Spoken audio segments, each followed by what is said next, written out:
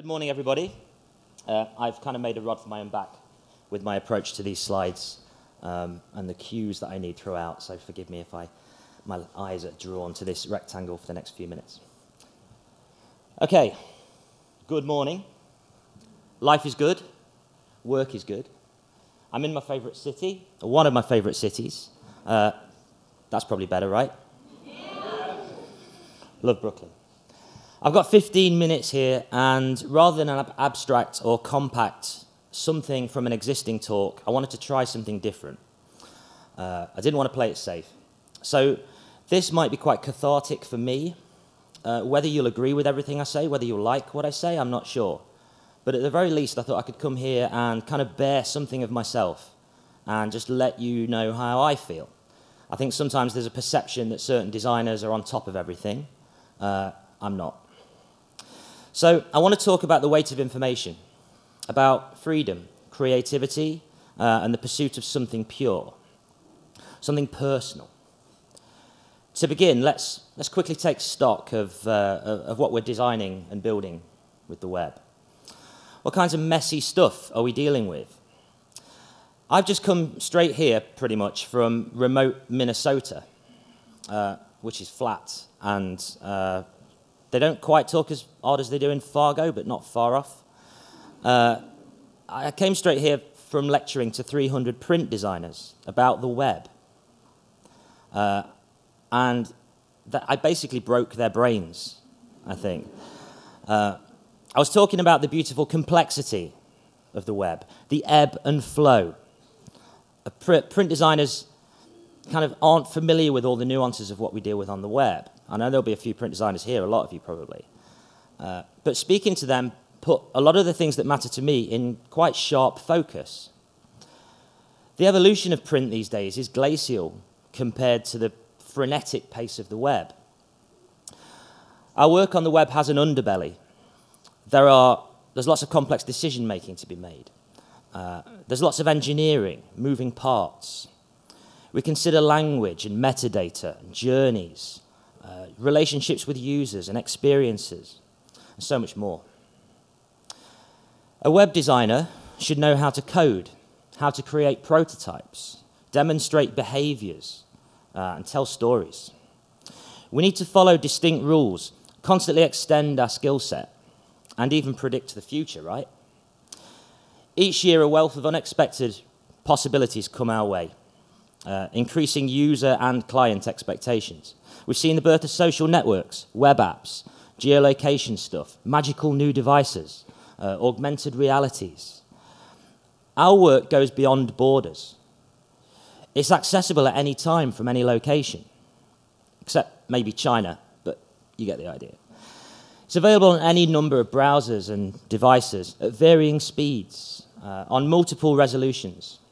And what we create is consumed by humans, each with a brain a little bit different than the others. There'll never be a day where the rules of the web are written down in concrete, logical forever. Technology evolves, and the battle over minutiae and little details will always rage. It will cause us private headaches and stop us from sleeping at night sometimes. There'll always be misunderstanding. There'll always be contention, and there will always be limits. For each of us, the pile-marked things to learn will grow beyond our ability to cope with it. What programming language and tools do I use? Am I up to date with accessibility and usability and all that stuff? Do I know enough about the various specifications I have to code with? Should I narrow my specialisms? Will I ever understand JavaScript? The answer to that is no. There's a lot for us to navigate, and we'll all do our best, but it's overwhelming. I've talked about this before, but in her wonderful article, The Sad, Beautiful Fact that we're all going to miss almost everything. Great title. Linda Holmes looks at how we manage the weight of information and possibilities available to us through what she calls culling and surrendering. By culling, we decide that certain things are not worth our time, so we rule them out. When surrendering, however, we acknowledge it isn't possible to study most of what we'd like to learn, so we choose which subjects to give up. I choose not to care about things like fine wines, obscure programming languages, weird fiction about goblins and wizards and stuff. I surrender to things that fascinate me, though, like technology. It still amazes me that the radio even exists, let alone how it works. So I have no understanding of microchips and how these things work, and I probably never will. Likewise, the scale of the universe is beyond me. I don't even understand how this planet works. When I think of the universe, it breaks my brain. I just don't get it. So the universe and technology for me is boiled down into a very simple thing. It's made of magic, and that's all I need. Our industry is growing so quickly and splintering into so many fragments that we always feel the need to specialize or try to learn as much as possible about all the different facets of designing for the web. But a word of caution, I think to attempt mastery of everything inevitably leads to mediocrity. I'm not interested in being a mediocre Ruby on Rails programmer, and I'm not seeking a mediocre understanding of the universe. Now, as a designer, often working in collaborative situations, I need a little knowledge of what the other members of the team can contribute, what their limits are. But that's all I need, really, a basic understanding. I might want more, but what I need is enough. So I cull and surrender topics. Then I focus on my strengths, mastering my core skills. I study other fields and subjects that will enrich and deepen the work that I do and give me insight. This defines my path as a designer and fulfills my desire to develop my craft in a meaningful way. So let's edge towards the heart of the message today. Let's consider noise. This is the point where I lose some friends. I value every publication that itself values our industry and seeks to move it forward. I value a list apart, a book apart, 5 Simple Steps, the much improved Smashing magazine, .NET magazine mostly, and its sister sites with its top 50 plugins for WordPress donkey sites, whatever it might be today. I value responsive web design. I value Ethan, who's here today. I've warned him, though. I think we will stay friends. Content guidance from Mandy Brown, Karen McGrain. I value Offscreen Mag, Codex Magazine, The Manual. I value all the conferences I go to and the ones I don't go to. I value my own conference and the information I curate and put out. I value many key voices from here in New York. I value Jeffrey Zeldman. But I also want to ignore it all. From time to time, at least. Sometimes I just want all that to stop. If I had my way, I'd turn everything off for 1 year. Just 1 year. I'd use that year to take some rest. Do some human things. I might learn to fish or something. I'd catch up. I'd definitely catch up. I want quiet sometimes. I want time to think. I want some time away and let the ivy grow over me. Let me just do for a while. Just do. The noise is everywhere, and much of it is noise for the sake of noise.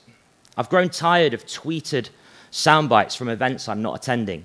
Apologies if you just said something nice about this. No apologies. If you've just said something nasty, then we're not friends. But those sound bites, they're so out of context, they might as well be in hieroglyphics. I'm not getting the full benefit, I'm just getting the noise. Like many, I've stopped reading RSS feeds. The stories build up in my feed reader, but it's not so much a reader as an ignorer. I just fill it with stuff and don't do anything with it. I collect articles in Readability and Instapaper like I collect pennies. And like pennies, I do nothing with them. My intentions are good, and I do care to learn. But I'm sorry, I also resent a lot of what I'm told to do, the things I'm told I should do. My main enemy is the must read. I see that in maybe 20 tweets a day, So that could mean 20 things I supposedly need to learn or rethink and fold into my process. These might be major changes to my process as well, especially on the web. So 20 a day, 5 days a week, say, that could be 5,000 must-reads a year. I could spend all day and every day applying that which others instruct me to do. I could worry about all of that at the expense of actually making anything. In my world now, there is no must-read. What there is actively not reading the must-read. If it's a must-read, I assume everybody is reading it, probably all at the same time, all going through the same joined-up responses and emotions, having thoughts of implementing this stuff and changes in line with what they're told to do. We all kind of start to level out. But I want to be an individual, and I don't want to be an individual like everybody else. So there are must-reads. Of course there are. There are seminal documents for web designers. I'd like every web designer to read John Alsop's A Tao of Web Design, Zeldman's Designing with Web Standards, Ethan's responsive web design article on A List Apart, my outstanding opening essay in the first issue of the manual. Actually, that last one sucks by comparison, but the others, they're essential. And what of all the subsequent debates around these must-reads? Each new direction, each idea, each process. More noise. Contribute if you can. We've been good on the web. We've helped each other build this. We've helped find order and make sense of everything. So pour nourishment on ideas of others. But if you can't, don't be afraid to switch off. Let the community find that clarity for you. Are you really going to read every tweet, article, and debate about UX design? Are you going to visit every new responsive website? He's a lovely guy, but Brad Frost alone tweets about 30 times about responsive web design every day. I just can't cope with it. I've muted him. And he's a lovely guy. I'd like everybody to just chill. If something is really worth your attention, the crowd will decide for you. I think the major subjects find their impact. They get retweeted. They make the magazines. They get discussed in interviews. A Book Apart might publish a title. You'll find out what you really need to know. Important information will find its way to you. So let that information do the work. I want to be me, and I want to be free. I want to care about what I care about. I want to do interesting things. What really matters to me and what molds and shapes me, I discover that through making, not through reading. However, I am as guilty as everyone else. I'm a lucky lad, and this is perhaps my 10th talk this year. I've done 30 or so in the last 3 years, probably. I've had articles published, and I get quoted in stuff. I'm one of those people. When I think about it and take stock, I'm noisy. My throwaway or outdated sound bites keep reappearing as well, most notably in .NET magazine. They do that a lot. They tend to take stuff from 2 years ago and repurpose it. I hate that. I'm going to have a word with them. Apparently, I hate PayPal so much that I keep time traveling from the past to warn you about PayPal. Next year, I'm barely doing any of this. I love Creative Mornings. I love my own event. I love all these events. But there's a personal choice, and my personal choice is to do less. I'm going to do what I've committed to, but I'm going to be quiet. I'm not going to add any more noise for a while. Maybe a year. Although, maybe it's where I aim that noise. So, I was at this event in Minnesota, AIGA Design Camp. It was wonderful. I heard Paula Scher from Pentagram and Chip Kidd talk about their projects. I was the only person who did not present a showreel of my own work. I was the only one who tried to have a conversation with the audience. That's probably not fair, but you understand what I mean. I was the only one to talk about the web.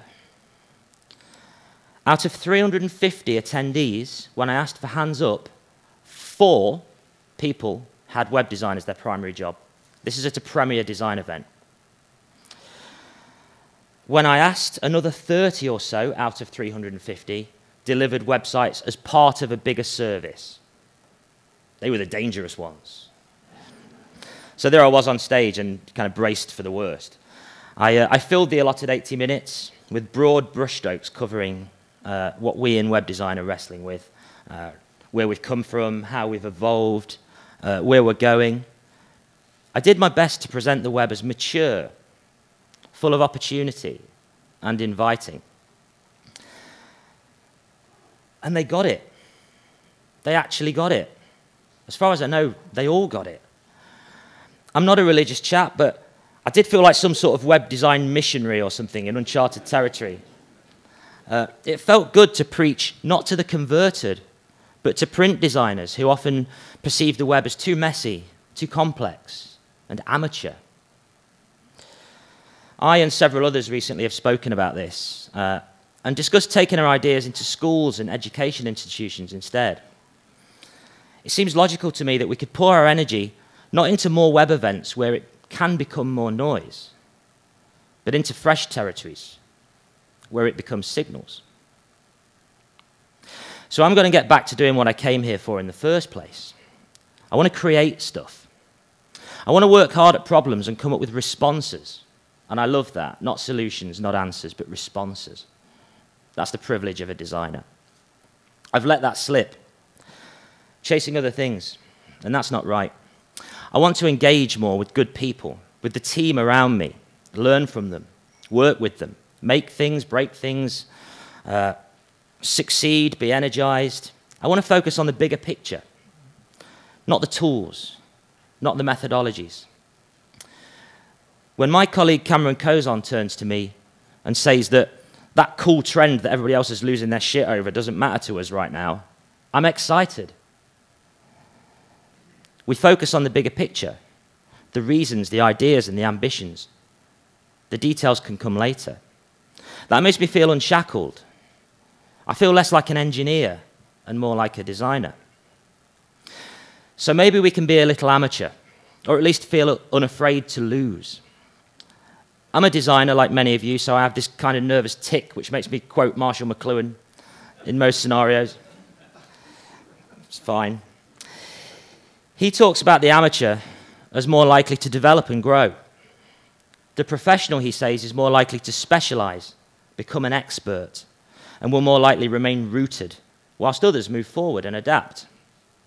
He talks about the danger of a fixed point of view. And I think obsession over these must-reads can root us too firmly. I like the beauty of fumbling, being half-blind, having a fresh and unhindered mind. There's a raw pleasure in discovering how things fit, what works and what doesn't, trying stuff. Milton Glaser says about being a designer, he moves things around until they look right. What a beautifully unpretentious, almost amateur, wonderful thing to say. Bingo. That's what I think of that. So let's work from muscle memory. We can learn what we need to learn, of course. We must. We can learn color theory and visual language and composition. We can discover incredible influences. But maybe we should be smart enough to then forget that, so that everything we do becomes instinctive and becomes us. Asked in an interview about the best conversation he had recently, our mutual friend Frank Camero, he referenced a chat that he, Dan Rubin, and myself had had over breakfast one month. And Frank said, we mostly talked about not necessarily slowing down, but opting out of speed. And I was thrilled to read that. That conversation had been important to me. It had been refreshing, beneficial, reassuring, a tonic. It also reminds me that the goal or destination is not always as important as the doing. Investigating, making, processes, just doing. It's in the doing that we find out who we are, how we like to do things, how we react, and what our own wonderful idiosyncrasies are. So I'll close by just asking or saying, never be afraid to just do, and please, where possible, try not to think of design as a job. Thanks.